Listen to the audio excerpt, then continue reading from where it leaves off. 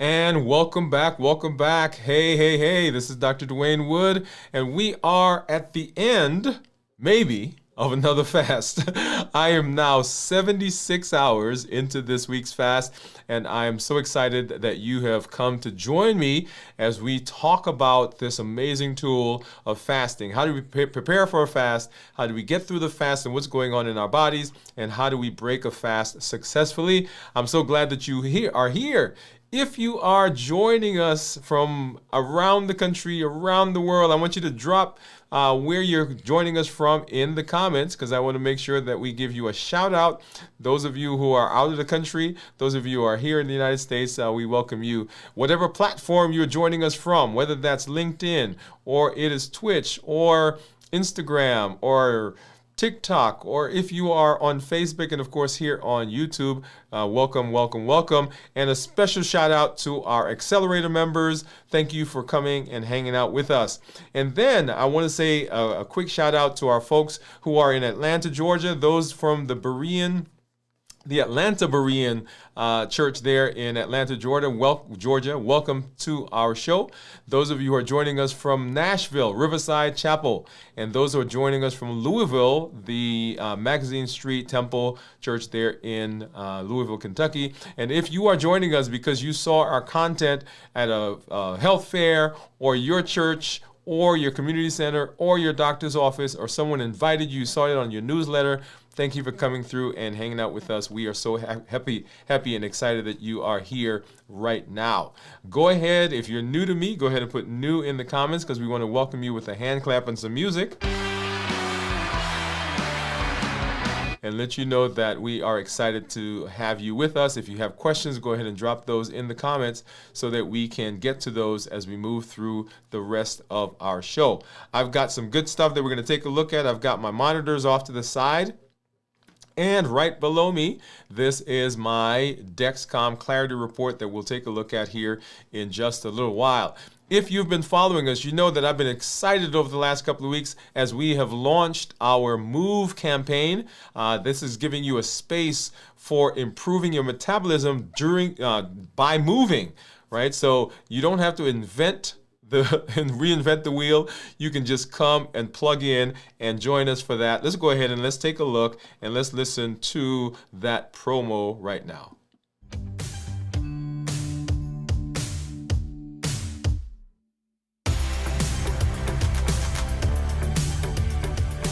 Welcome to MOVE, Metabolic Optimization via Exercise. This isn't just about workouts. It's about moving your body, moving your habits, and moving your life forward. Each episode builds consistency, strength, and resilience step by step. I'm Dr. Dwain Woode, and together we're writing the story of health, transformation, and limitless living. This is MOVE. Let's get started.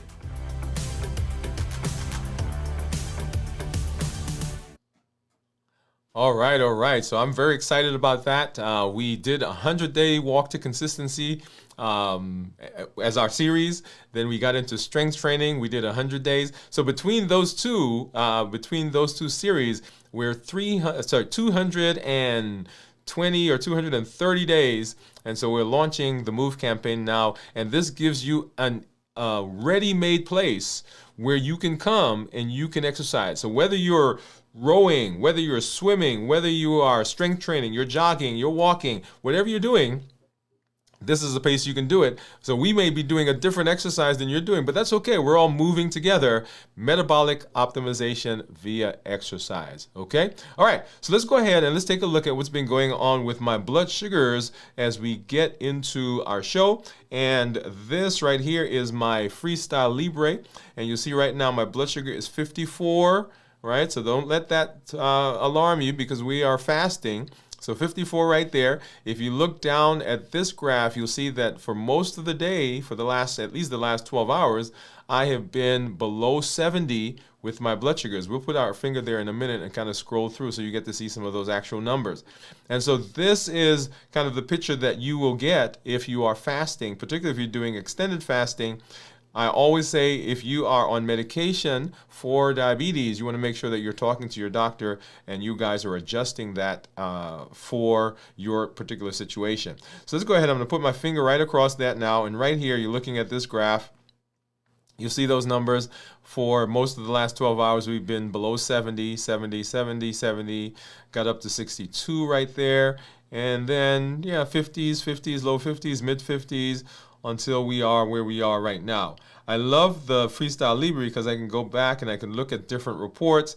I can look at my time and range, and we're looking at these numbers right here. You'll see I'm in range 68% of the time over the last 7 days, and 32% are actually low. So combining those two, I'm in normal or low over the course of the last 7 days. If I look at the last 14 days now, 79% in range, and 30 days, 78%, and of course 90 days, 83% of the time. And all of those lows that you're seeing usually are happening when I'm fasting, okay? So that's usually the time when that's going on. And then let's take a look at what my average blood sugars have been doing, and we're looking at this line right here. So 85 for the last 7 days, 86 for the last 14 days, 85 for the last 30 days, and for 90 days, 88. I love this also because right here you see the breakdown of what's been going on with my blood sugars over the different times of the day, and you see there it's ranging anywhere from 85 up to 93 is the highest that I see there, okay? Awesome. And let's go ahead and let's take a look at what's been going on with my Dexcom. Let's see. That's not the one we want to see yet. So right here. So 72 is what my Dexcom says that my blood sugar is right now. And this one, I'm going to look at the 24-hour period, starting right up in here and kind of scrolling through. See, we've been in the 80s, 80s, 80s. 80s and 90s, 80s and 90s for most of the day. Look at that, yeah? So we love that. We love what we're seeing there. So now let's go ahead and let's see what's been going on with my blood sugars as my monitors are saying. So here's my Keto Mojo, and here is my Contour. And let's go ahead and you need to get a strip for the Contour. We need a glucose strip for the Keto Mojo, a ketone strip for the Keto Mojo, and of course we're going to grab a couple of lancets so we can get those finger sticks, okay? All right, so first let's get the Contour out. We'll get that in.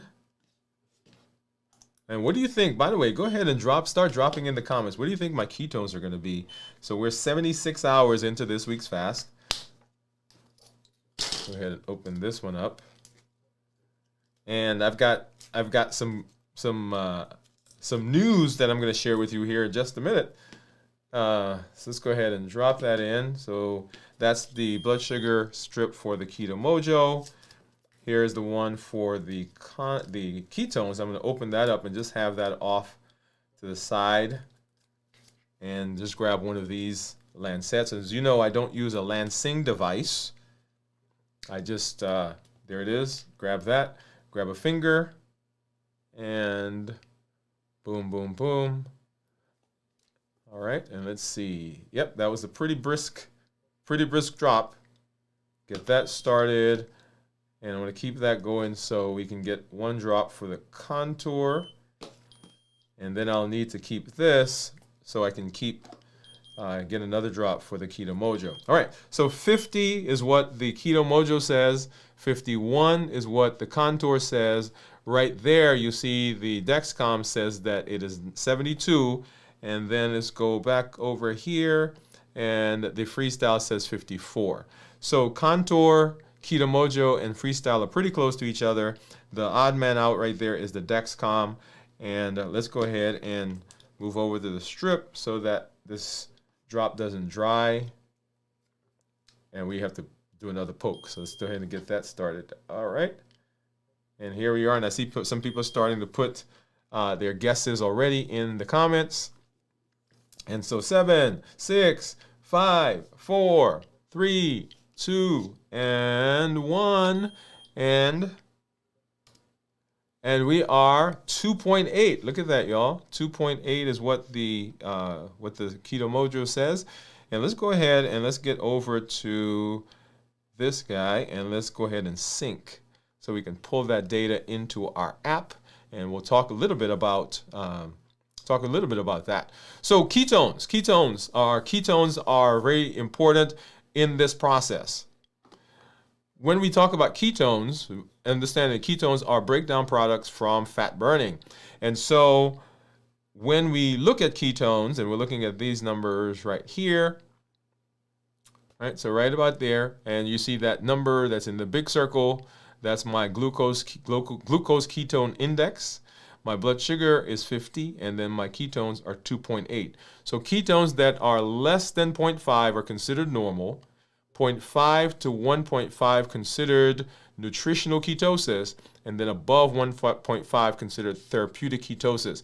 So if you are on a ketogenic diet, if you are on a fasting mimicking diet, if you are fasting with the intention of improving metabolism, getting into ketosis, so you want ketones to be 0.5 or higher, right? So mine right now are 2.8.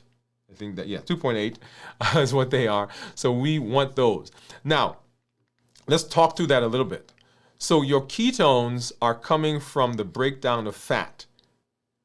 In order for ketones to come out, your blood sugar has to be at a point where the insulin level goes down. Because remember, insulin and ketones can't coexist for long together. When insulin goes up, ketones go down. When insulin goes down, ketones go up. And we'll talk about that here in just a little bit as we get into our discussion for this show. But when I'm looking at these numbers, I get excited because that means when my blood sugar is low, well, my body has to find sugar or find energy somewhere. So it goes to fat cells and it begins breaking those down. And so the ketones go up. Okay? So that's there. Now, the GKI is a ratio of the glucose to ketones. And if you're dividing that right now, you're like, wait a minute, 50 divided by 2.8 is not 0.9. And let's go ahead and let's talk about that. Let me grab my calculator for this one, because it is a ratio. So my blood sugar is 50. I've got to convert that to international units, and I do that by dividing by 18. And then now I take this number and I divide it by the 2.8 that we saw, and that gives me the 0.9 that we had in that circle. Okay, so if you see that number, don't let that confuse you. If you're tracking this, if you're tracking yours and you don't have a device that does it for you, you can go online. There are apps that are on there. You just put your ketones and you put your glucose in, and it'll give you the number. So we want the GKI to be as low as possible. We want the glucose to be low normal, and we want the ketones to be high. So let's look at the graph that corresponds to this. And what you'll see is, and so let's go back here. So the tan line that you're seeing, those are my blood sugars. And the dashed turquoise line, those are ketones. So as the blood sugars were high, right? So blood sugars were high right there. Ketones were low. So blood sugar there was 99. Ketones were low at 0. As the blood sugars came down, 72, then my ketones began going up. And as the blood sugars continued to drop, my ketones continued to go up. And then when the blood sugars drop to where it is now, then my ketones continue to get higher. Okay? And you'll see that there. So once again, ketones and blood sugars, right, go in the opposite direction. Not because of the blood sugar, but because of the insulin that has to come out if the blood sugar is high. Okay, so that's what you're seeing there. Now let's go ahead and let's hop over and let's take a look at what's been going on with my blood sugars according to my reports over the last several days. And for this, I want to let's do this one so we can see a little better. Okay, so here is my average blood sugar over the last 14 days, 120. And we tell people usually we want their blood sugar to be between 100 and 120. I'm in target 98% of the time, target being anywhere from 70 to 180, and my glucose management indicator, which is a surrogate, if you will, for the A1C. Remember, A1C is that marker that we use over of 90 days to see what's been going on with blood sugars. My GMI would be 6.2. And so it correlates. I would expect if I got A1C at this point, it would approximate a 6.2. We did a show where we went back and we looked at my personal numbers as I saw my doctor. Go back and you'll see the correlation between A1C and what my monitors were telling me at the time, okay? And then now if I look at the 90-day average for this, you see over the last 90 days, my average blood sugar is 117, with my time in range being 98, and my glucose management indicator, once again, being a 6.1. Now, here is, I want to do this because I want you to see what has been going on with my blood sugars over the course of the entire fast. Now, if you've not done so yet, if you go to the episode that we did leading into this fast, you'll see what I ate, and then you'll be able to track my blood sugar and see what those numbers are and see if they were what you're expecting. That's one thing I want you to do. Go ahead and watch that episode, then look at these numbers and drop in the comments whether is that what you expected or the numbers were different than you expected based on what I ate. All right, so let's go back and we're going to start when I started the fast 76 hours ago, which is right in here. All right, so we started our fast right about there, and our blood sugar was 129. And let's take a look to see what was going on after that. So 129, we got up to 130, 140, 141, fluctuating over the next several hours.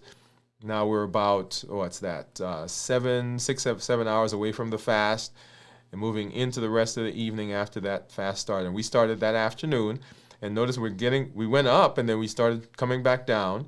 And then into the next morning in the low 100s, spiking up a little bit to 119, 120s, but staying relatively stable over the next. And then right here is where we're at. We're right at about 24 hours into the fast. So 105. So we've started in the 120s down to 105. And then going. And so here we are when we did our show at 33 hours or thereabouts, down into the 90s, continuing to go into the next morning, 90s, 80s. As I mentioned on the show, where it dipped down to the 50s, was probably not a real number. It probably just got disconnected, because notice that we were at 80s, we dropped down to the 50s, and went right back up to 99. So that doesn't usually happen that way. And so now look at this. The blood sugars over the course of the time they're fluctuating right around 100. And so here we are now 48 hours after we started that fast. We started in the 120s, we got down to low 100s, and then now 87, right? As we continued into that fast, and look at those numbers straddling right about 70s, 80s, got into the 70s a little bit, but basically staying into the 80s, and then coming into this morning as we continue the fast, 80s, 80s, 80s. And this is according to the Dexcom, and as you know, the Dexcom is a little higher than the Freestyle. So 80s, 80s, 80s into where we are approaching right now. And so right here, we were 72 hours into the fast, into the blood sugars in the 80s. And then now, as we are 76 hours later, blood sugar is 70. And so you're asking a very important question right now. And the question is, hey, wait a minute. If you've not eaten for 76 hours, why isn't your blood sugar much lower? Why isn't it zero? I get that question a lot. And so remember, your body has the ability to take fat and convert it to sugar. There's the triglycerides, and you've heard that phrase. And so the body breaks that apart, and you get two components from it. You get 3 fatty acids, and those go off to create ketones. And then you get something called glycerol, right? So glycerol, glycogen, glucose, right? So that glycerol now goes on to become sugar. And that's why, even though you haven't eaten for a long time, you can still have blood sugars in 50s, 60s, 70s, 80s, 90s. And if your blood sugar starts out high when you start fasting, and you've not fasted long enough, those blood sugars can stay in the 200s to 300s, okay? All right, so that's a good one. And the next thing I want to do right here is I want to talk about those ketones. Remember, the ketones that are being used are coming from fat cells. And so let's take a look at one of the things that we've been tracking, and that is my weight. And let's take a look here. And so going back to our weight graph, our weight trends, let's see, here we are. So, and so in this app I have, we've been tracking since I was 260 pounds, but my heaviest was 287 pounds. And so we've been tracking that over the course. I don't have that recorded in this app. It's in a different app. But notice that the trend has been in a downward spiral, right, which we like. And the reason I like to show this is that often people expect that number to go continually down all the time without any fluctuations. But it will fluctuate. Now, over the course of our metabolic improvement, we've done different types of fasting. We did intermittent fasting, 1 meal a day fasting, alternate day fasting. But the biggest drop that you see there is once we started doing some of the extended fasting. And what I'm excited about is, so a little over a year ago, I believe it was, or a couple of years ago, we hit 100 pounds down from our highest. And so we're just a few pounds away from 110 pounds at 177. So we're 179 right now. One of the things I love about what we do when we're tracking is we're not only just tracking the weight, and I want to make that point to you, that we're not just tracking weight, but we're tracking other components, because if we get those working, then the weight also is improving.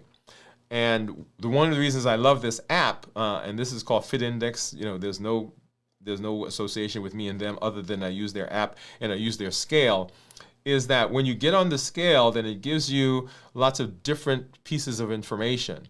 And some of the pieces of information that we use is, body fat, hydration level, it looks at subcutaneous fat, bone mass, it looks at skeletal muscle, so all of those different things. And so for me, this has been kind of a game, and I've talked to you guys about this in the past. The game I play is how can I get all of those numbers, because when I started, all those numbers were like in the, let me see, what was the color? Yeah, they were all up here in the red. You see the right part of that? All of those were in the red. And so as we've done different things, I have been looking at those numbers, and the game I've been playing is how can I get them all into the green? And usually green is right where we want. There are a couple that are still left right there that are in amber, right? But they came from the red, and so they're getting closer and closer and closer. And so the reason I point this out is that often we get fixated on the weight that scale is telling us. But if you do some of the other things, if you're looking at making sure you're hydrated, making sure you are keeping your lean muscle mass good, right? Strength, strategy, and mindset. So exercising. If you're paying attention to those and you're paying attention to the things that we're talking here about, then you will see those changes happening in the weight as well.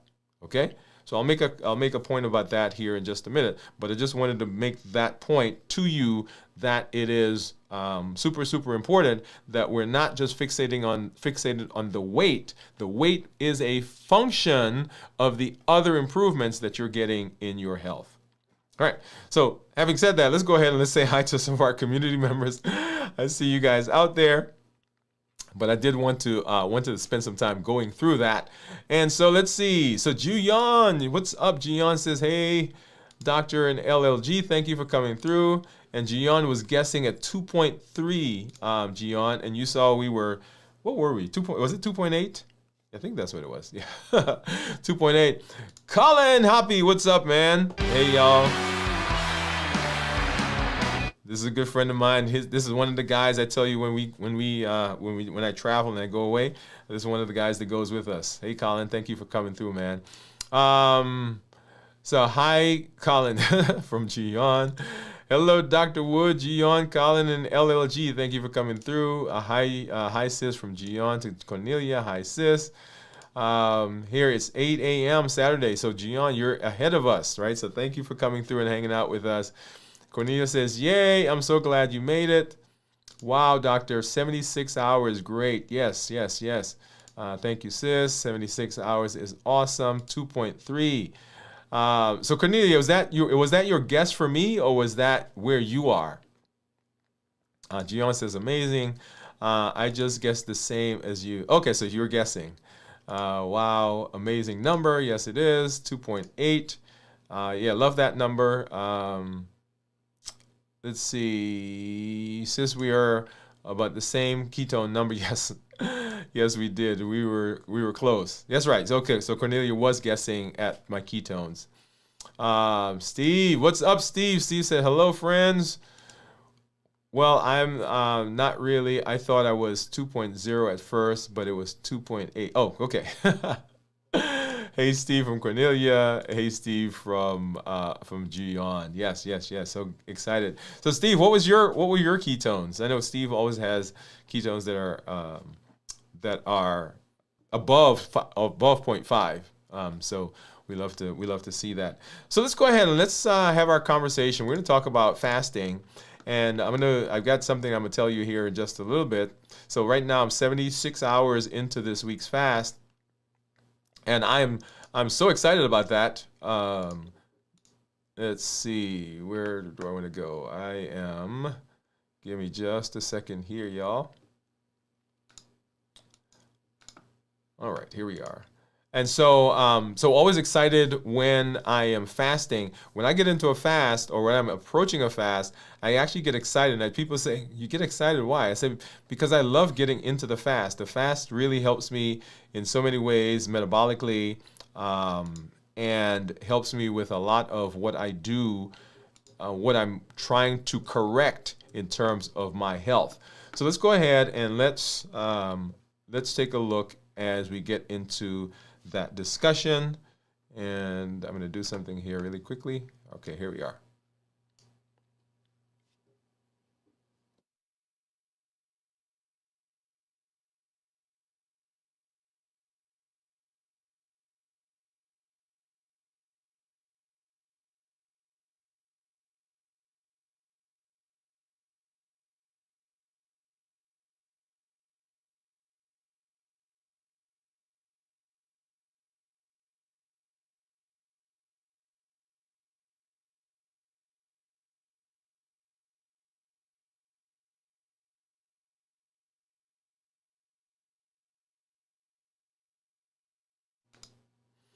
All right.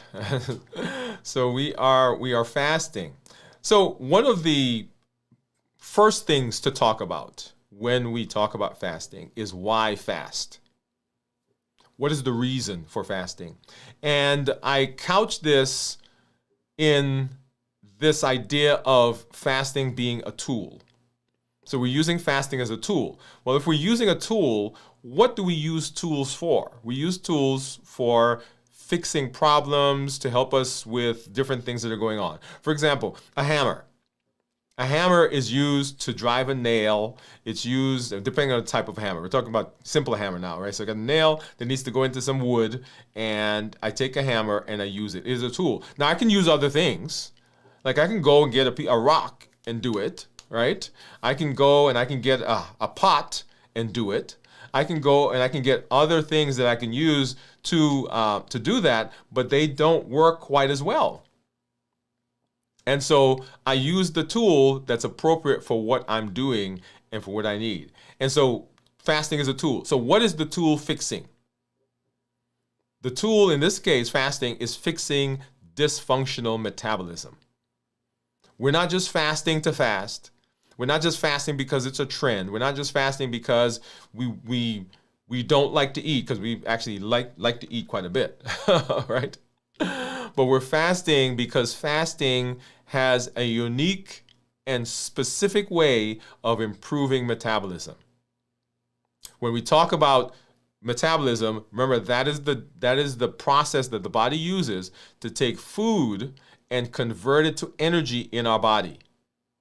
And so anytime there's dysfunction along the pathway of getting that food into energy, then we can have dysfunctions. So whether it's that the food itself has a problem, processing and so forth, and there's a whole other conversation, Or when we eat the food, our body behaves in a way that's not expected. Or somehow once we eat the food creates some dysfunction in our system, allergies, inflammation, and so forth. Or once my body's processing the food, then for some reason it's unable to do that effectively, insulin resistance, right? So we can go along the entire pathway of the metabolism, right, the conversion of food, and we can begin placing dysfunction along that pathway. And anytime there's dysfunction along the pathway, we end up with diseases or disorders. If you think back to our history, for a long time, our history was that people got sick, people became ill, people passed away because of trauma or because of infection. We didn't know how to treat certain illnesses, and that's what people passed away from. Flash forward now to our modern era, and people are passing away, people are getting dysfunction, people are having disorders, people are having diseases because what we call lifestyle diseases. And lifestyle diseases have a direct correlation to metabolism. And underlying all of the dysfunctional metabolism, the most common things that we see, the largest culprit of that is hyperinsulinemia. That is, our body produces too much insulin, or the insulin doesn't function well. And here specifically, we're talking about type 2 diabetics or people who are have some metabolic dysfunction. So we're talking about high blood pressure, high cholesterol, fatty liver, obesity, metabolic syndrome, high cholesterol. Yes, you can go, and I can keep going along that pathway. So all of those are dysfunctions in our metabolism. They can stem from hyperinsulinemia. And so fasting is positioned in a unique way to help reduce those dysfunctions and to help us get better. So this is not simply a diabetes-related thing, because people who are not diabetic, who are pre-diabetic, or people who are not diabetic or pre-diabetic who have hyperinsulinemia can have heart attacks, strokes, high blood pressure, high cholesterol, they can be obese, they can have fatty liver, right? So all of those things. Now we tend to talk about those when it comes to diabetics, but I know that some of you are out there and you don't have diabetes. You've not been told you're pre-diabetes, but you're overweight, you have high blood pressure, you may have had a heart attack, you may have had a stroke. How come? Right? So that's the question. So it's not just a diabetes related issue. It's not just a pre-diabetes related issue. It is a dysfunction along the metabolic pathway. And so fasting is a tool that we can use to help improve that, because fasting improves insulin sensitivity. Fasting, when we do it, we're reducing insulin. When we are fasting, we're decreasing intake. We're getting our bodies to use up the glycogen that's in our liver. That glycogen, once it's gone, the body then turns to fat cells. So now our weight goes down. When it turns to fat cells, we get ketones. So our appetite gets suppressed, and we can go down that pathway. All of that happens as a consequence of fasting. So why do we fast? That's the reason right there. That's why we fast. And so when we fast, we want to know, what do we need to know? If we're going to use a tool, let's use the tool appropriately. If we're going to use the tool, let's talk about when we should use the tool and what are the benefits that we're going to get from the tool, okay? And so this is where we are now. We're talking about fasting. What do we need to know? And when I talk about fasting, I divide fasting into 3 different components. How do we prepare for the fast? How do we get through the fast successfully, and what is going on in our bodies? And how do we break that fast or end the fast appropriately? So how to get ready. And get ready, we can spend the entire year talking every single day about how to prepare for the fast, and we still would not end the discussion. That is not to say that the preparation is that complicated. That really is to say that there's so much that we can learn, so much that we can get ready for, so much that we can prepare, that we can talk about it forever. But simply preparation for fasting, we have to understand, number one is that we're not just not eating. Fasting is not just about not eating. We sometimes will think that that's what it is about, but that's not what fasting does for us.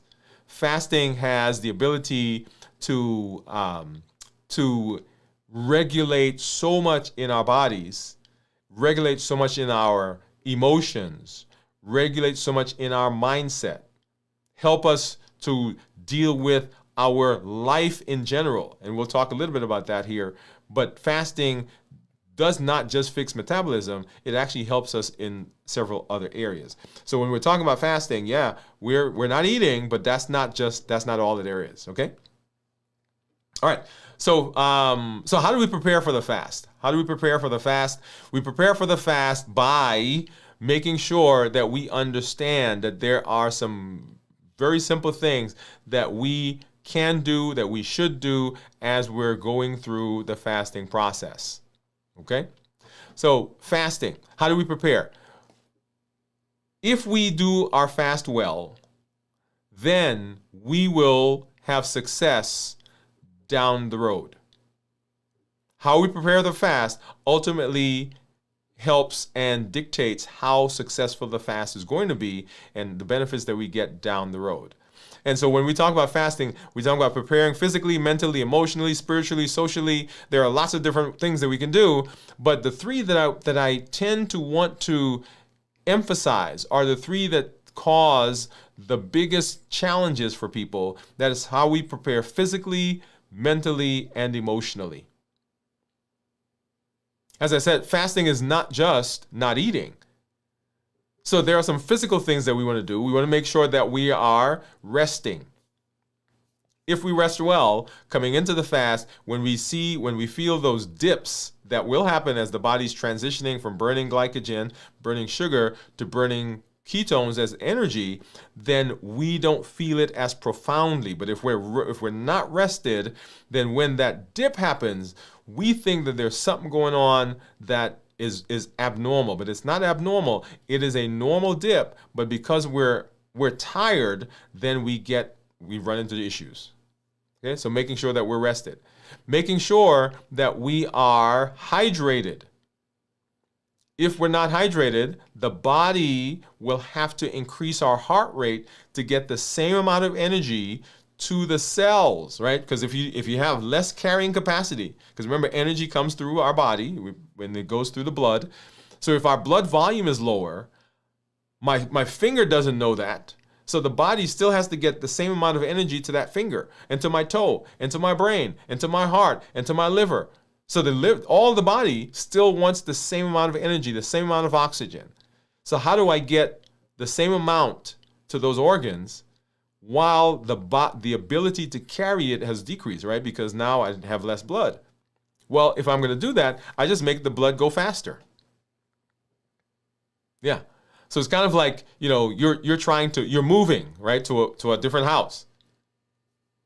And you're supposed to have 10 people who are coming to help you, and those 10, they're taking pieces one at a time. Well, if you have a deadline, you got to get there by a certain time. Well, how do you make that happen? Well, you tell those 5 people who showed up, hey, you got to work twice as fast. Same idea. And so we feel that as palpitation, feel like the heart's racing, skipping a beat. We can feel lightheaded because the volume is lower, so we're not getting as much energy to our brain, and thus oxygen to the brain. All those things happen because we are dehydrated. Okay? So make sure that you're paying attention to those types of things.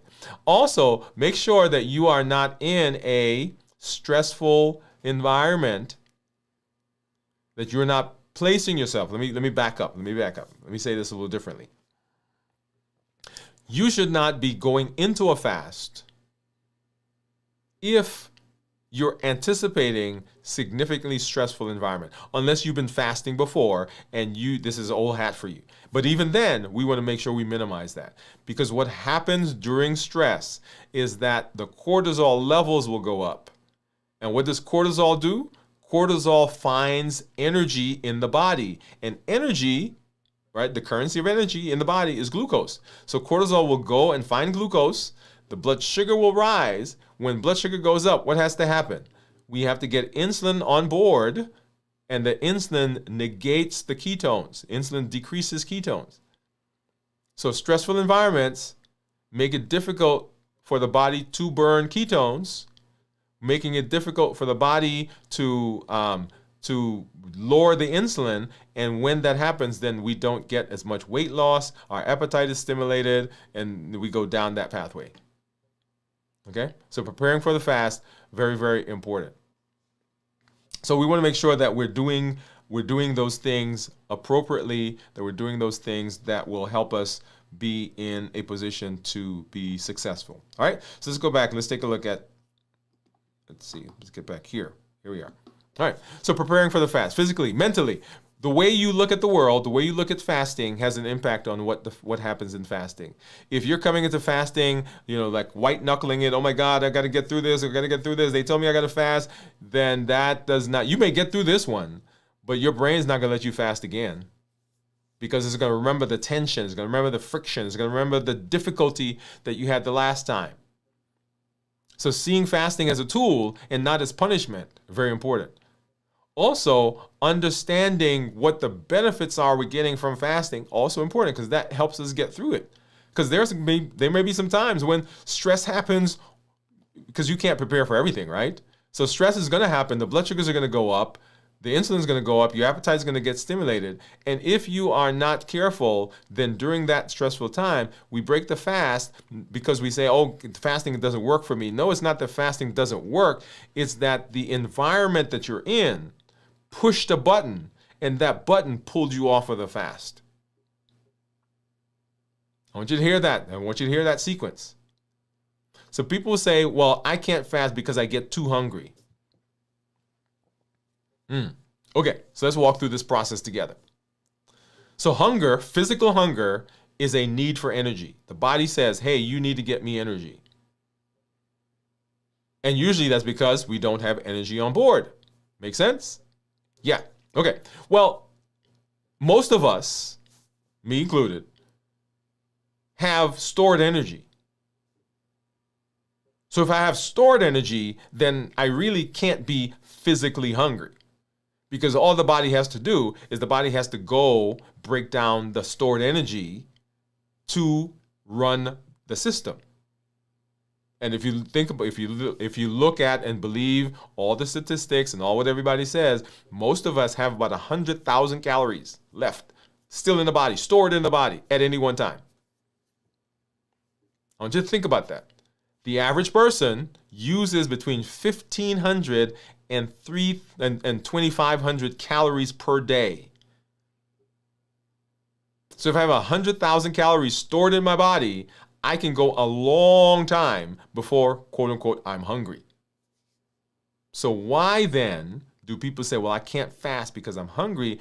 They can't fast because of habits they've gotten into, because of emotions that are driving cortisol. The cortisol is driving sugar, sugar is driving insulin, and insulin makes them hungry. Or we use food as a buffer. It is the thing that we turn to for our, whatever, to pacify, to blunt, to distract. So all those reasons. So it's not a physical hunger, it's something else that's going on in the body, which is why people say they can't fast most often. It's not a physical thing. Okay? All right. So back to this. So mentally, so how we see things, how we relate to life, how we relate to ourselves, how we relate to our family, how we relate to our job, and all the things that we have to do mentally has an impact on the fasting. And then, of course, emotionally. If you allow your emotions to get supercharged. If you allow your emotions to get so high and you don't have a way of managing emotions, you will eat as a result. And eating will break the fast. So it's not a fasting issue, it's an emotional issue. Does that make sense? Yes. So I want to make sure that you understand that there are a lot of things that we can do preparing for the fast that have absolutely nothing to do with food.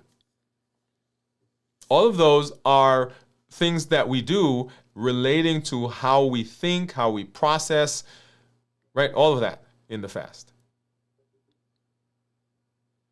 And so preparing for the fast, very, very important. And a lot of that is mindset. The thing that I want to also talk, and we're going to go back to physical for a minute, how we eat prior to the fast has a direct impact on the fast itself. I said earlier that when we eat, if the blood sugars go up, then insulin comes out. Insulin does not allow the body to break down fat. As a matter of fact, insulin is a storage hormone. So when you eat, insulin says, take the food that you ate and put it in the storage. You ate broccoli, let's go store that. You ate cauliflower, let's go store that. You ate salad, let's go store that. Insulin is a storage hormone. And while insulin is up, anything that you eat goes to storage, other than the thing, of course, your body needs right now to run your system. And if your blood sugar is already up, particularly diabetics, if your blood sugar is already up, pre-diabetics, your blood sugar is already up, any of those diseases, then the insulin is continuing to store because you have enough energy to run everything else. In fact, if I take the blood sugar, the sugar that's running around your blood right now, and I distill it down, dry it out, it's about 1 teaspoon. That's 4 to 5 grams of sugar. That's a blood sugar of 99 to 100. When you drink a can of soda, regular can of soda, there are about 7 to 10 teaspoons in that can. If you came to my house and you saw me making some juice, right? And I took a glass and I poured a little water and I took 7 teaspoons of sugar and dropped it in and just stirred it around and handed it to you, you wouldn't drink it because you're like, oh my goodness, that's too much sugar in there. But we do that every time we drink a can of soda, right? So the body has enough energy for functioning. So the things that we're eating, the salad that we're eating, because my blood sugar is already 100, the salad comes in, my body says, I don't need this for energy right now. I got enough. So what am I going to do with the salad? I'm going to store it. Weight goes up. You're being good. You say, I'm going to eat broccoli and carrot sticks, right? That's one of the things people do. They go, I'm going to eat less. I'm going to eat carrot sticks. I'm making whatever the foods are that you make. And you're eating rice cakes and celery, and you're dipping it into the ranch and whatever. Well, if your blood sugar is already 100 or higher, the body doesn't need that energy right now. So you eat celery, and the celery gets stored.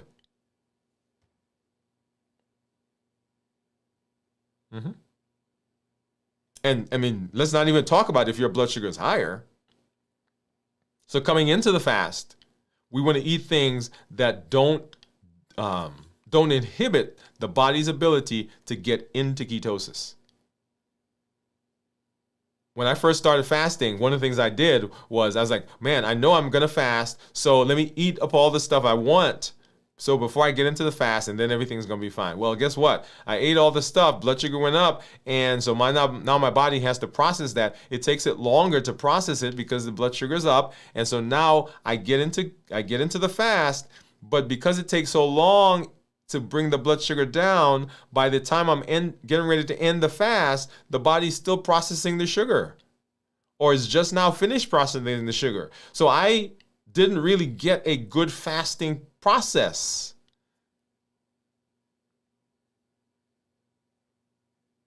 So all of that has direct impact on what we do or how the body processes the food.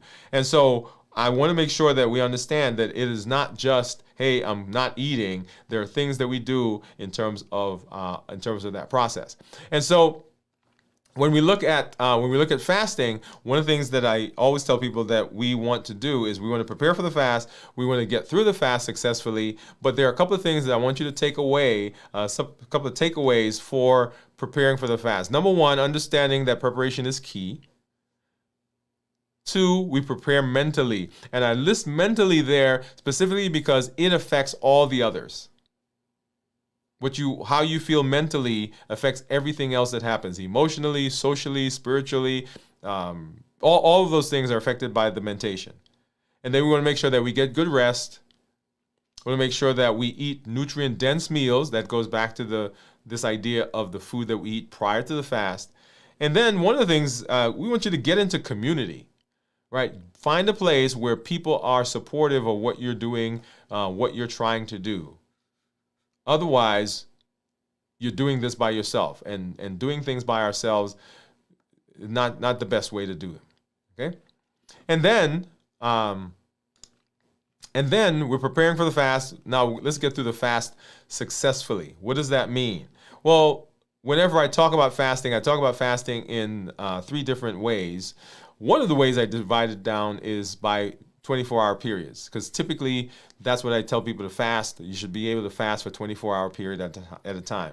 So we're going to talk about a 24-hour. We'll probably get into the 30-ish hours or thereabouts, so that we can get through that. So how do we prepare for the fast? Understanding, number one, the first part of your fast is actually not necessarily called fasting. It's called the postprandial period. And the postprandial period is the period after you stop eating.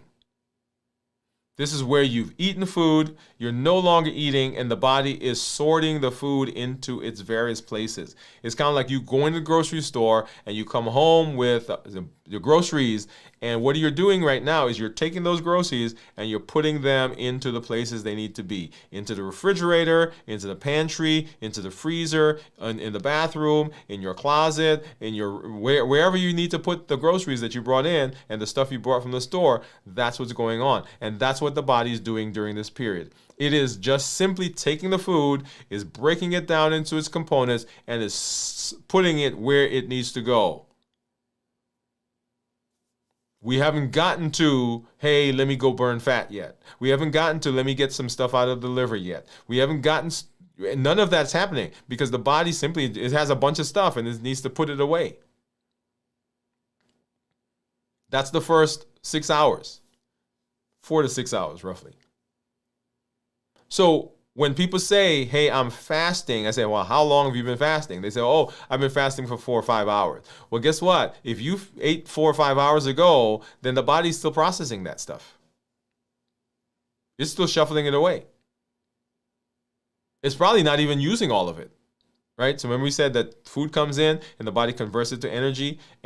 So when you eat food, the body has to decide what to do with it. Either I'm storing it for later, or I can use it right now for stuff I need. Well, if your blood sugar is 100, 200, 300, whatever number it is, then guess what? You have enough sugar in your blood for the body to say, everything else, I'm going to store it. So if we're talking about fasting, the 4 to 6 hours, it's the postprandial period. And there's nothing wrong with the postprandial period, but understand that if we're going to get benefit, then we've got to have a little bit more. Okay? All right. So postprandial. And then the next set of hours, 6 to 12 hours, is now called early fasting. So in this, the body has put everything away and now is going back to it and saying, give it to me so I can use it for energy and for the other things I need in the body. It's kind of going back to our example of going to the grocery store and coming home. You've come home and you've put everything away, and then now you're getting ready to cook. So now you go back to the refrigerator, back to the pantry, back to the cabinet, and you're taking those things out to use them. And so that's what the body's doing here. It's saying, hey, I put it away, but now I need some to do whatever else. Okay? So insulin levels are starting to decrease because now you're using up some of the glycogen, some of the sugar. The sugar level is probably going down, and insulin is dipping. Now, insulin, if your blood sugar is high, and let me make this point, particularly for my diabetics, my pre-diabetics, if your blood sugar is high, then it takes a while for the blood sugar to come down, for the insulin to drop, for it to then go and use the fat stores. So people will say to me, well, I didn't eat for 12 hours. Well, guess what? In 12 hours, if your blood sugar is still high, your body has no reason to go burn fat. And the insulin is still high because the blood sugar is high. So you're hungry, or your appetite is stimulated. I'm not going to say hungry. Right? And so you're eating. Not because fasting is bad and fasting is not working. You're eating because your insulin level is high, and insulin stimulates the appetite. Insulin dysregulates growth, the ghrelin, which is our hunger hormone. It dysregulates satiety hormone, which is leptin. Okay? So this early fasting stage, the glycogenolysis is happening. So we're breaking down glycogen in the liver. Right, so we put it away in the pantry. Now we're going to go get it, and we say, hey, give some of that to me. Energy levels beginning to fluctuate, because remember, sugar, glycogen, it's not a very stable energy source, because it goes up and down depending on the insulin, depending on your stress, depending on your sleep, depending on your pain, right? So all those things will cause blood sugars to fluctuate. So it's not a very stable source. So as the blood sugars are fluctuating, people will feel that. Sometimes they'll say, hey, I feel weak and tired. This is why I say if you're not well rested, then you can have some trouble here as well. And then transitioning to using fat in 12 to 18 hours, this is the place where we say, okay, now we're getting some good benefits. Now, let me pause here to say, even though the first several hours after eating are not technically considered fasting, those postprandial periods, that doesn't mean that they're not providing benefit. Let me pause because I want you to get this.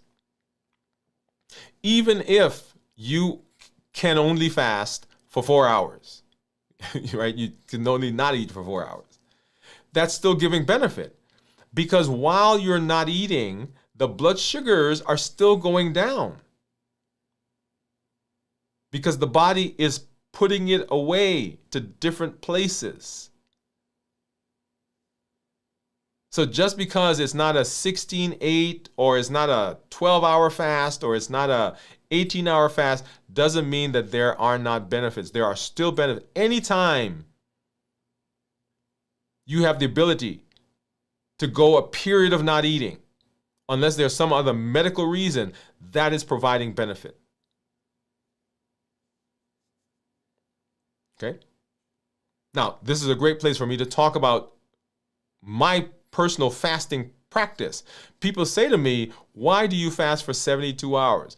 I fast for 72 hours because I understand the pathway. I understand if I'm fasting, if I'm not eating for 4 hours, I'm really not getting the things I want in my metabolism. And there are dysfunctions in my metabolism that come from being diabetic, that come from poor control, that come from just not paying attention to my diabetes. Right? Throwing my hands up and saying, man, this is not going to work. I've been trying this. I've been doing that. Right? So whatever the reasons were, there are dysfunctions in my body that I am working to correct. And so if I want to do that, then I've got to find the best way to do that. Now, for me, I've chosen to do it in this way, using an extended fast. But that doesn't mean that you have to do an extended fast like I'm doing. So 24 hours is what we say to everyone. You should be able to work your way up to a 24-hour fast once a week. Wherever you start, whether you start at 1 hour, 2 hours, 3 hours, 4 hours, work your way up 24 hours once a week. Because during that time, the metabolic benefits that you get are amazing. You guys have been watching, you've been following me, and I was sharing with someone just this morning that what you are seeing is a I was going to say a day in the life, but it's not a day in the life. It's years in the life to watch my metabolic process. So I fast partially because, hey, there's a metabolism that I need to correct. I fast partially because of you, because I want you to see what's going on in your body over the course of time. That's why we show our blood sugars. That's why we show our ketones. All of that is with the idea that you get to understand better in your body what's happening. Okay, so that's our 12 to 18 hours. And then 18 to 24 hours, ketosis is beginning. It takes about 24 to 36 hours, sometimes starts a little earlier, for the body to deplete the glycogen in the liver. Now, this is an important concept. So think about going to that grocery store we were talking about, and you go to one of those big box stores and you buy a 50-pound bag of rice or 50-pound bag of whatever. And you now bring it home, you put it in the pantry, right? You store it. Well, you don't go back to the store to buy more until that one is done or near done. So similarly, the body is pulling stuff out of the liver. It doesn't go to the stores, the fat cells, the stuff that's in the pantry, until it's used up what's already there. And it takes about 24 to 36 hours for that to happen.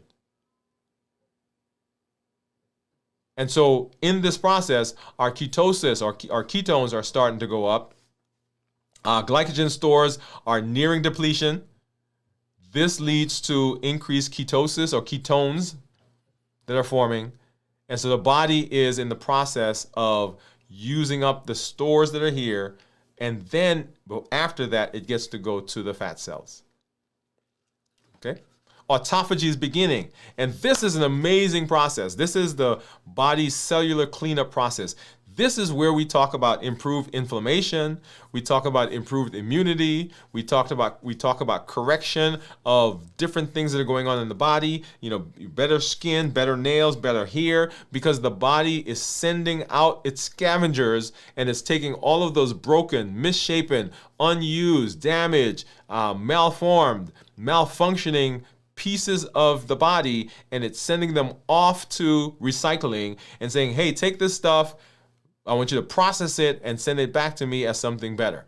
We went to, where were we? We were in Florida on one of our trips, and there's an outlet there. I'm not sure why they have outlets everywhere, but anyway, there's an outlet. And so we went to the outlet. It was a shoe store, and so I went in and I found some tennis shoes, and it says 60% recycled material. They're some of my best shoes, by the way. 60% recycled material. So that's what the body does. It takes all of the damage, all of the stuff that's there, that's not being used, that's damaged, that's broken, that's misshapen, and it sends it off. It processes it, and then it brings it back as better, usable stuff. I want you to think about that. So fasting enhances autophagy. Right? Let's walk through this process. Autophagy is the body's ability to repair and to clean itself up. Well, one of the things that happens in our bodies is that there are cells that are growing abnormally. We pause and let that sink in. Those are called cancer cells. They're misshapen, they're damaged, they don't function like they should. And during the process of autophagy, we just said that the body sends scavengers out and it finds those broken, damaged, misshapen, malfunctioning cells. It takes them out and it sends them away to recycling. So one of the things that happens in fasting, in ketosis, is that when we talk to the folks who treat cancers, they say that people respond better when they're in ketosis. Fasting has been used for that process. We talk about people who have dementia right? Those neurofibrillary tangles, which are the things that are responsible for things like Alzheimer's. Those are damaged, misshapen proteins. So the body goes out and it scavenges those. We said, and the phrase that's being used, being thrown around, is type 3 diabetes, right? So that's the dementia, the Alzheimer's. So if we can correct the blood sugar, the insulin resistance, the hyperinsulinemia, think about what that means for people who have dementia and Alzheimer's disease. People who have neuropathy, misshapen, damaged nerves, proteins, amazing. That's all going on with autophagy, right? So this period here. So lots of important, lots of beneficial things, and we can come and we can talk, like I said, we can talk about ad nauseum about the things that happen in fasting. So then the 24 to 30 hour period, fat adaptation, significantly increase in our ketones, an increase in our or decrease in our gluconeogenesis, right? So the body is now using fat. It's using fat. It's breaking it down. Ketones are there. We start to get mental clarity because the beta hydroxybutyrate is what we like, right? The brain likes that. Our growth hormone is up, so our muscle mass is being protected. Yeah, right? We have so many of those other things. Brain-derived natriuretic factor, which is like miracle grow for the brain. So all this is happening during the time of our fasting. So we talk about the metabolic benefits, but also there are neuronal, immune, inflammatory, all of those things happen during fasting. That's the beauty of the fast. And guess what, y'all? It's free. You don't have to buy anything. You don't have to go anywhere. You don't have to, it's free. So when we talk about fasting, we talk about how to prepare for the fast. We talk about how to get through the fast and what's going on in our bodies. And for getting through the fast, the same things that we talked about as we talked about preparing for the fast, we want to make sure that we are hydrated, make sure that we're rested, making sure that we are not doing any, we're not having some undue stress. And once again, you can't get away from all stress, but don't deliberately put yourself in stress and say, I'm fasting now. If it's your wedding day, if you're moving, well, I'm not even going to go through the list because we can go through a list of stuff, right? Those aren't good times for fasting, by the way. Okay? So as we talk about preparing for the fast, we talk about breaking the fast, and then we want to we talk about getting through the fast, and then we want to talk about how we break the fast and what happens during that process. And these are very important things. So how we break the fast is important because if we break the fast in a way that is not structurally sound, we can undo the things that we had happen in the fast itself, right? So breaking the fast. What does that mean? Well, here are some tips that I want you to get. Number one, you want to monitor what's going on in your body, and particularly we want to monitor blood sugars. If you are so inclined, and I recommend it, you should also monitor ketones. These are things in your body that tell you how your body's responding to food, to sleep, to stress, to pain, to whatever it is. We all believe, and we teach in this way, that all foods that are good for you are good for everybody. I'm going to just stop there for a minute because you can already see where I'm going. Just because a food is on a list that said it's healthy, and the word healthy has all kinds of connotations, doesn't mean that it's a good food for you. Why do I say that? If I take 100 people and I give 100 people a salad, and exactly the same salad, we can replicate it. We are guaranteed that it's exactly the same amount of all the ingredients, same amount of everything. And all those 100 people, let's make them non-diabetic, right? So this is not a diabetes issue. If I take all those 100 people, give them exactly the same thing, and hook them all up to a monitor, all of them will have different rises in their blood sugar. If I were able to check their insulin, all of them would have different amounts of insulin that were produced. If I were able to check their blood sugars 2 hours after they ate, all of them would have, I shouldn't say all of them, not all of them can have different blood sugars. Let me say that way. So that doesn't mean that every single person responds in the same way to every single food. Now, your question is, what are the foods that cause dysfunctions in my body? Not in my wife's body, not in my son's body, not in another person's body. What are the things that are affecting me? Here's an interesting thought. We talk about food allergies, but we don't talk much about food sensitivities. So allergies, you eat something and you have a reaction usually right then. Right? All of a sudden your lips are swelling, you're having trouble breathing, you break out in hives, whatever it is. Allergy, boom. You eat it, you see it. An intolerance, however, is something that you eat that has an abnormal process or effect on your body, but it may not be right away. So you ate something today, and 2 weeks from now, 3 weeks from now, you feel something is not right. I'm not having an allergic reaction, so I don't have anything on my skin, or I may. I'm not having a breathing problem, or I may, but I just don't feel well. And you begin thinking, okay, well, what did I eat yesterday and the day before yesterday? Where did I go? What did I touch? Who was around me? Was somebody sick? And you're thinking, what? You're thinking, hey, the last 2 days, 3 days, 4 days, maybe you're thinking the last week, but you're not thinking 3 weeks ago. But 3 weeks ago, you ate something that had an effect on your body that you are now feeling today. And, okay, it got better.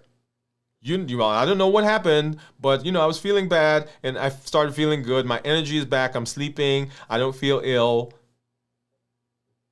Right? Everything's good.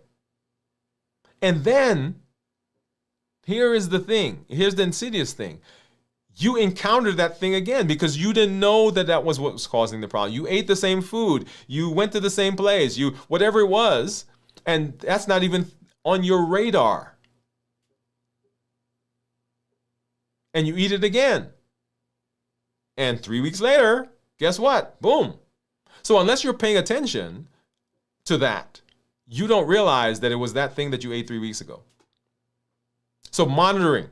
Not just monitoring, and here we're talking about monitoring blood sugars and ketones and so forth, but you should be monitoring your food, right? If you're working on your metabolism, if you're working on those health issues, you should be thinking, you should be recording, you should be monitoring. And I'm not talking about becoming a scientist, but pay attention to your body. Your body will talk to you. It will tell you things, and sometimes we ignore it. It's like, oh yeah, I was feeling such and such, but it's okay. I'm better now. Okay? So monitoring blood sugars. Portion control. We have gotten so used to eating in a certain way, a certain size. In fact, we were traveling. We were in Paris. And we went to a restaurant. It was a good restaurant. The food was good. But when they brought my plate, y'all, I looked at this plate and I was like, what is this? They had one of those little carrot things. Not even like 3 or 4 carrots. Like one of what do they call it? Carotines or whatever it was, right? It had one of those, and it had like 3 pieces of wilted spinach, and it had a piece of meat about yay big, a medallion, I think is what it was called, and they had drizzled just a little bit of sauce on top of it. And I thought to myself, wait a minute. This is like a piece of a finger food. Because I'm thinking like how we eat here. When you go to the restaurant, they give you a plate yay big, piled up so much, and we think that that is a portion. Right? So portion sizes. So often it's not that people eat the wrong thing, but we eat too much of the thing. Right? It's not usually that somebody ate a cookie that caused the problem. It's the fact they ate a cookie and then they ate another cookie and then another cookie and then they washed it down with a can of soda. That's where the problem comes in. Right? So portion, watching the portion. Eating slowly. We're talking about breaking the fast now. Eating slowly. Sometimes when we break the fast, we're like, man, I haven't eaten for such a long time. I'm just going to get it all in. And we just shovel. Blah, blah, blah, blah, blah. It takes about 20 minutes for the signals to get from your stomach to your brain that you're full. So in that 20 minutes, if you're just shoveling it in, guess what? You never get the signal. And by the time the signal gets there, we've already overeaten. So portion control, monitoring, portion control, eating slowly, and then we want to avoid sugary, highly processed foods, because what do those do? They cause blood sugar to go up. When blood sugar goes up, insulin goes up. When insulin goes up, then we get hungry. So we break the fast and we start eating everything in sight. And we say, hey, the fasting doesn't work because it makes me too hungry. Well, it didn't work because when we broke the fast, we ate something that caused a spike in the blood sugar, caused a spike in the insulin. The insulin came out. The insulin caused you to be, so you stimulated your appetite, and now we're eating. And usually, think about it, when you're hungry, you're not looking for broccoli or salad. You're looking for high carb stuff. And so we eat high carb stuff. Blood sugar goes higher, insulin goes higher, boom, boom, boom, boom. Now, if you're sitting out there, you say, well, I don't have to worry about that because I'm not diabetic. My blood sugar doesn't. Same thing happens. How do you think, if you're not diabetic, right? So let's take diabetics out of the picture for a minute. How do you think your body keeps your blood sugar normal after eating a bowl of ice cream or after eating a piece of cake? And after eating whatever it is. All right. So let me pause. Boom, put a pin right there. Boom, put that down for a minute. This is not a ice cream bashing, cake bashing, any kind of food bashing. So this is not to say that those things you shouldn't eat it. But I want you to understand what's going on in your body when you do eat them.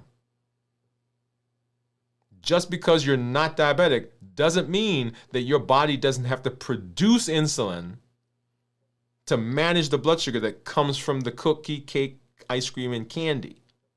It has to do that. That's why your blood sugar stays normal. That's why when you go to the doctor, they say, hey, your A1C is good. Hey, you're not diabetic. Why? Because your body is doing the job inside, and you're not seeing that. But every time the insulin comes out, we said insulin is a storage hormone. And when it comes out and it's storing, even if you're not diabetic, the weight goes up. The appetite gets stimulated. You think you're ravenous and you think you just love chocolate chip cookies. No, you don't just love it. It's that the insulin is there and the insulin says, go eat some chocolate chip cookie because it stimulates the appetite. Okay? So avoid highly processed, high sugary foods because those will cause problems for us. Hydration. Make sure you're hydrating. I can't stress that enough. Sometimes we misunderstand what's going on in our body because we think we're hungry. We're actually not hungry, but we are dehydrated. Water, coconut water, unsweetened, of course. Herbal teas, those are good because they calm you and you get the hydration. Proteins. Make sure that you are, when you're breaking the fast, you want to eat proteins. Proteins will keep you full longer. If you break a fast and you put high sugary stuff in, then your appetite is going to go up, so you're going to feel like you're not full. But if you eat proteins, and the next one we're going to talk about is eating fats, when you eat proteins and healthy fats, those help to satiate you. Proteins, when you eat proteins, they produce something called protein YY that helps to slow the GI tract and helps us understand or think that we're full, so we don't eat as much. When we eat fats, which is the next one, healthy fats, then it helps our body produce something called CCK, cholecystokinin. That helps to slow the GI tract. Also helps us with satiety. So things like avocados, nuts, seeds, all of those give us good, healthy fats. And then, of course, broths, vegetable broth, bone broth. If you're vegetarian, vegan, vegetable broth will be good. You got the nutrients in there. You got the electrolytes in there. Those are amazing, and they help to refresh you. And then here are some considerations. When you're breaking the fast, you want to choose foods that help to maintain your glucose at a stable level. You want to choose foods that are easy on the digestive tract. You want to choose foods that are not highly processed, high sugar. You're looking for foods that have a low glycemic index, and those are glycemic index of 50 or less. Lean proteins, healthy fats, and you want to make sure that you are remaining hydrated. So if we don't do a good job at the end of the fast, then we may end up undoing what we do in the fast, and we don't get all the benefits. Okay? So how do we prepare for the fast? How do we get through the fast? And how do we break the fast? That's it right there. And so I am 77 hours, a little over 77 hours into this week's fast, and I have decided, actually, I'm going to continue the fast for a little while longer.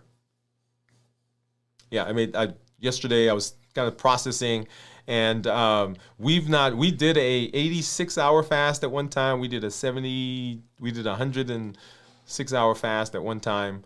So I'm going to extend this fast another 12 hours beyond the 72.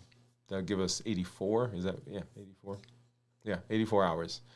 So I'll probably do a show video where I process that and bring it to you. That's the plan. So there is no. Let me back up and say this a little differently. So when you're fasting, have a plan. So the plan is usually 72 hours, and I did not make that decision here at the end of the fast. Right? I processed this before now and made that decision that I was going to do that. And that's the important thing. Whenever you're fasting, you want to end the fast when you're fasting, when you decide you're going to end the fast. Otherwise, what ends up happening, because sometimes we feel good, like, oh man, this is great, I'm going to go into fast. And we do that without preparing for it, without preparing mentally, physically, and emotionally.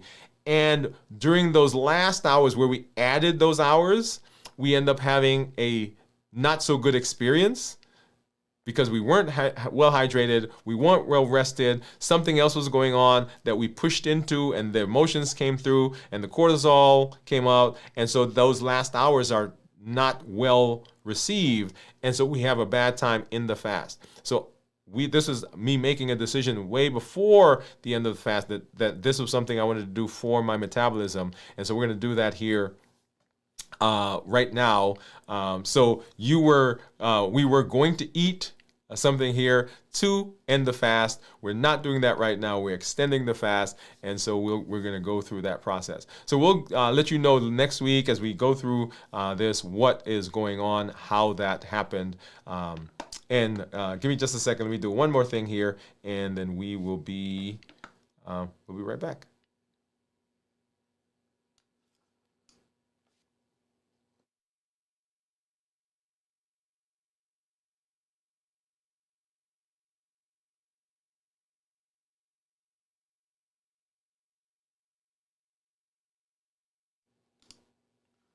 All right, and so that's where we are. I know there are a lot of our community members that are out there who are fasting. who have done a 24-hour fast. They fasted with us day 1, fasted with us day 2, maybe fasted with us day 3. I know there's some of you out there who did the entire fast with us, and just kudos to everyone. The reason I say kudos to everyone is because you've made a decision, whatever the decision is, in terms of your metabolism, and you have committed to being in a space where you can right the metabolism.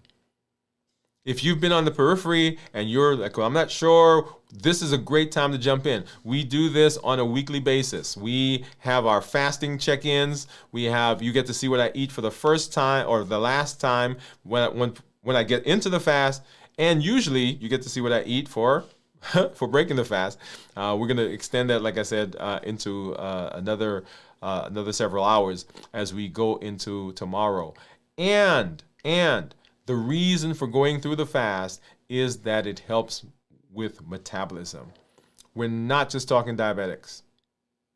Diabetes, pre-diabetes, if you're overweight or obese, if you have fatty liver, high blood pressure, high cholesterol, polycystic ovarian syndrome, you are struggling with dementia, you have neuropathy, whatever the dysfunction is, try fasting. It's free.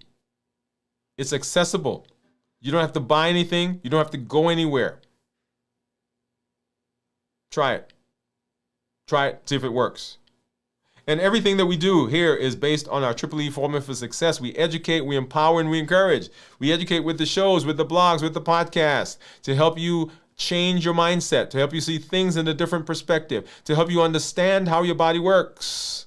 We educate. We empower with the tools. Fasting is a tool. The health action plan is a tool. Our heat model is a tool. Our limitless living health action plan, as I mentioned, those are all tools that allow you to put into practice the things that we're learning.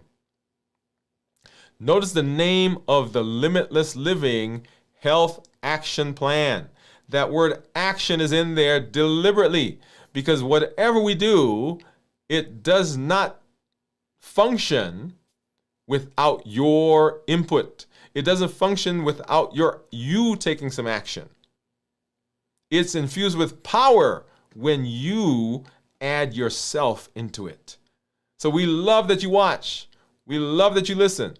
We love that you share, but I love when you get up and you get involved. And that brings us to encouragement.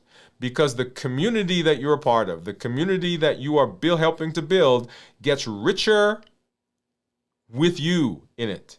We want to hear your successes. We want to hear your challenges. We want to hear about what's going on as you are walking down this path and walking through this process and on this journey with us. Your story is the exact answer to somebody else's question. Your story, regardless of how troubled it has been, your story, regardless of how bumpy and rocky and sometime-ish and 2 steps forward and 1 step back it has been, that's the question and that's the answer for somebody else. Come share your story, get involved in the community. There are over 1 billion people around the world, on the planet right now, that have diabetes or pre-diabetes. That does not include the people who have heart disease, have had strokes, people who are obese, metabolic syndrome, polycystic ovarian syndrome, all those things along the spectrum. Those are the people here. And you get to be a voice to say, we can do something different. We don't have to, as a family, continue to see people have heart attacks. Just because daddy had it and grandpa had it and uncle had it and cousin had it, doesn't mean we have to have it. We don't have to continue seeing people go blind because of diabetes and retinopathy. We don't have to keep seeing people go on dialysis or people who have amputations because that's just what our family does. No, it doesn't have to be that way. Remember why we do what we do. We do what we do to keep you alive as long as possible and to keep you as healthy as possible so that you can wrestle with the grandkids, so that you can walk your daughter down the aisle, so that you can see your son get married, so that you can see your family members take their place in society, so that you can spend time with the family, with your significant other after all the years of sacrifice, all the years of working, all the years of savings. You finally want to do something. You get to be healthy to do that. That's why we do what we do. I want that to sink in because I want this to be a personal choice. I want this to be a personal campaign. I want this to be a personal pathway that you're going through. It's not about what I want. It's not about what your doctor wants. It's not about the number. It's about what you want to do with the rest of your life. Long, healthy life. That's why we do what we do in this space. I'm always excited when I get to hang out with you. Always excited when I get to see you. And I see lots of our community members. Let's hop over and we're going to say hi. Let's see, where was I in that? We stopped with Steve was saying hi. And, Steve was saying that his ketones were 1.8. So thank you for putting that in there, Steve. Jennifer, what's up? Jennifer says, woohoo! Congratulations, Steve. Great job, Steve, from Gian. Fasting is free. Gian says 77 hours. Wow. 96-hour fasting. Thank you. Hey, I am excited to be here with you. We'll continue as we go through the rest of the week. We've got our video from the vault coming at 9 p.m. tomorrow, right here on the channel, 9 p.m. Central. On Sunday morning, This Week in Review at 6 a.m. Central. We'll be back again for Dwain Woode MD Live on Monday as we continue this path, building our process and our blueprint series that we're in. Also, join us for Move as we work on our metabolism. Remember, metabolic optimization via exercise. Thank you for being here. Thank you for hanging out with us. Have a great weekend. We'll see you in the community and we'll see you on the show. Let's take a look at that Move promo and then we'll be out. Good night, everybody.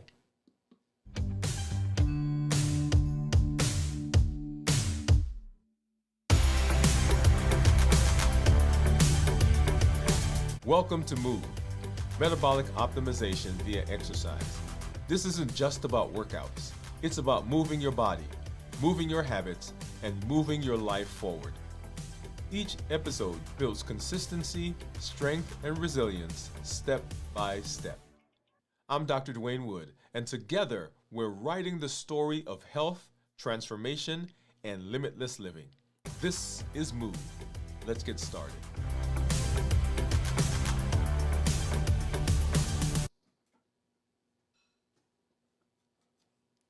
Good night, everybody.